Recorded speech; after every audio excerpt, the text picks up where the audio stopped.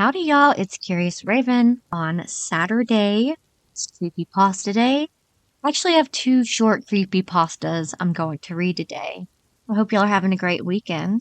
I've been kind of coughing and I've had kind of, like a stuffy nose, so sorry if I sound a little different. That's why. I think it's just allergies. The first one we're going to read is by NobleClimb. And it is called, I'm a photographer working on a unique collection. My hunter friend is helping me get the perfect shot. My friend is a hunter. I'm a photographer. You could say we're both interested in getting the perfect shot. That little joke started a fun tradition. Every year, Jared and I book a little cabin by a lake nestled in the Rockies. Gorgeous views, craggy peaks like giant's teeth. You've got to snowshoe into the place. Real quiet. The first night of the trip also always featured a fireside nightcap with a bit of nostalgia. To a good hunt, I raised my tumbler of whiskey. Jared clinked his glass against mine. And to your collection, may this be the year you finish it. We both laughed. I'd been working on my photo essay, Final Moments, for the past decade. It is exactly what it sounds like. My subjects behave in fascinating ways in that split second between me taking my shot and Jared his. That expression, right before death, tells so much about the animalistic struggle leading to that moment. Captured forever on my camera. Seriously, these belong in a gallery. Jared flipped through my portfolio of prints. I brushed them off. Nah, still missing something. We rose early enough to watch the sunrise from our elevated blind. I wiggled my toes to keep the blood flowing. Jared and I kept quiet in our perch, watching the narrow trail upwind in the valley. An emancipated buck sauntered out from a gap between the trees, soaking in the sunlight for a few moments before a trail runner spooked him. I raised my camera. Jared touched my arm. No, too skinny. I need the meat to last until next time. Hours passed, and no new prey appeared. Jared leaned against the tree trunk, rifle across his lap. Been thinking about what you said. About what you're missing, he said. I think it's guilt. Guilt? Like, why did I live, but they died? You have all these pics of death. End with life. Do they show gratitude? Wrath? Anger? Deep stuff, man, I'm telling ya. I scoffed. These are simple creatures. I don't know if they have that range. Of course they do. Otherwise, Jared abandoned his sentence, dropped into the prone position, and trained his gun on the trail. My heart raced. I followed his lead, looking through the viewfinder. Two hikers, a man and a woman, were in the clearing, glowing golden in the soft light of sun. The man was down on one knee, holding the woman's hand. He was talking. She was smiling ear to ear, hardly able to contain her excitement. There were no animals to ruin my composition this time. I had the perfect shot. Jared was right. The emotional whiplash would make for an incredibly powerful picture. Which one? He whispered. Him first. I held my finger over the shutter button. I'm ready. Jared exhaled slowly. The suppressed crack of a rifle shot rang out, followed by the click of my camera lens. Jared waited a moment, then fired again. That story was creepy, and I kind of knew it was going towards that. I haven't read these before I read them, so it's like a surprise to me too, after I read the story, and that is really creepy. I like that story. Our second story is by Beneficial Story 269, and it's called The Haunted Book. I remember a time being either 6 or 7 at the ceremony, dressed in a black suit with a black hat fit quite large on my head. People sat in rows, all wearing the same attire. Some were crying while others stared at the brown coffin, or into the abyss with no primary focus. A bit of silence had gone by. Then, we are here today to grieve the loss of Miss Betty Jamerson, who was a grandmother, mother, daughter, and friend. If you would like to say some words, please come up to the stand, said the funeral home director. Many who would have spoken at the stand were too emotional to say any words, but sure enough, my father went up there. Although his eyes were red and streaming with tears, he went up and said, "I love you, Mom.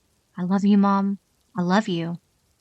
The urge to weep overcame his ability to finish, with the pain in his voice being heard throughout. This made me tear up because I had never seen my father so emotionally distraught. I was very confused overall, because it was a closed casket, and no one knew the exact cause of death.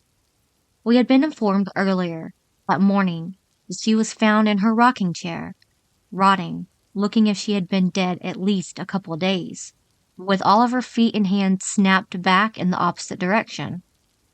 Although I wasn't there, I overheard my father talking to the detectives earlier that day, but he never said anything of it. Then it was time to walk around the coffin, and each person walked by and placed their hand on top of it, as if a way to say their final farewells to my grandmother.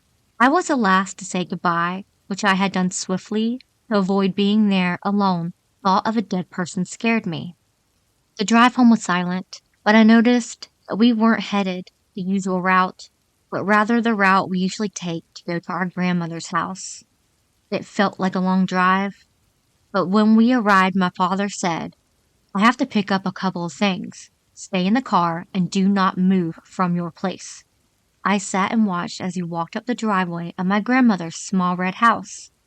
My brother and mother were both asleep, but I continued to stare at the window to the left. I noticed it had handprint on it, with the imprint fingers looking extraordinarily long, and didn't at all resemble the hands of my grandmother. My curiosity had gotten the best of me, and after no sign of my dad, I slowly walked out of the car and made sure to close the door silently behind me. I crept into the house, making sure to calculate each step. I finally got over to the window, and weirdly, there were no fingerprints or a smudge, or even the smallest speck of dirt. However, I was sure I had seen it, and continued staring at it as if it would slowly appear in front of my eyes. Then I heard a voice from the basement, which sounded like a familiar voice, calling to me, over and over again, as if it was urgent. I quickly ran downstairs, hearing every crack and every little step my feet had taken. I opened the door to the basement. I walked forward into a desolate area, which had one light bulb, with a string attached to it, hanging from the ceiling. In the center of the floor, I saw an old book. This book was closed, and on the front it was written in a language I had never seen. At this point, I had been a fearless kid, but something seemed very off. Something wasn't right, but as curious as I was, I tried moving my hand to open the book. As my hand reached to flip it open, the light started to go dim and the door to the basement slammed shut. Sitting in the front of the book, with my hand frozen in place, hovering over it, I was terrified and felt trembling through the entirety of my body. I couldn't move, and I felt like I was glued in place. Being there for what felt like eternity, I then heard steps coming from the stairs. The steps are slow and planned, as if they were disabled in some way, trying to find their footing. Then, after being frozen in place, to my surprise, my grandmother opened the door. However, she didn't look like herself, but had a large sinister grin stretching from ear to ear, with no eyes resting behind her circular reading glasses. Clothes were ripped and covered in black residue. There was a large moment of silence, which was followed by my grandmother saying in a sinister, deep voice, "Grab the book for me, sweet baby." That was creepy. It sounded like Skinwalker was acting like his grandmother. Creepy. I hope y'all enjoyed those two stories. Alright, I love y'all so much. I will see y'all on Tuesday. But until then, remember it's scary out there. Please like and subscribe.